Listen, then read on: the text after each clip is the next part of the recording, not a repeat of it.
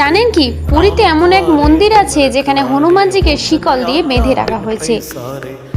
হনুমানজির এই মন্দিরটি পুরীর জগন্নাথ মন্দিরের পূর্ব দিকে সমুদ্র উপকূলের কাছে অবস্থিত বেদি হনুমান মন্দির।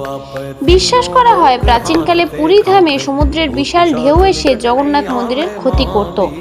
তখন জগন্নাথ দেব হনুমানজিকে সমুদ্রের এই তাণ্ডব থামানোর আদেশ দেন। জগন্নাথ দেবের আদেশে হনুমানজি প্রতিদিন সমুদ্রের ঢেউ থেকে মন্দিরকে রক্ষা করতে শুরু করে। কিন্তু যখন হনুমানজি ভগবানের দর্শন করতে মন্দিরের মধ্যে আসতেন, তখন পেছন দিক থেকে সমুদ্রের ঢেউ মন্দিরের দিকে এগিয়ে আসতো।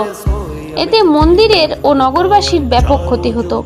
এই ঘটনা দেখে জগন্নাথ দেব হনুমানজিকে আজীবনই মন্দির রক্ষার জন্য সোনার শৃঙ্খলে সমুদ্র তটে বেঁধে রাখলেন। সেই মন্দিরই বর্তমানে বেদি হনুমান মন্দির নামে পরিচিত।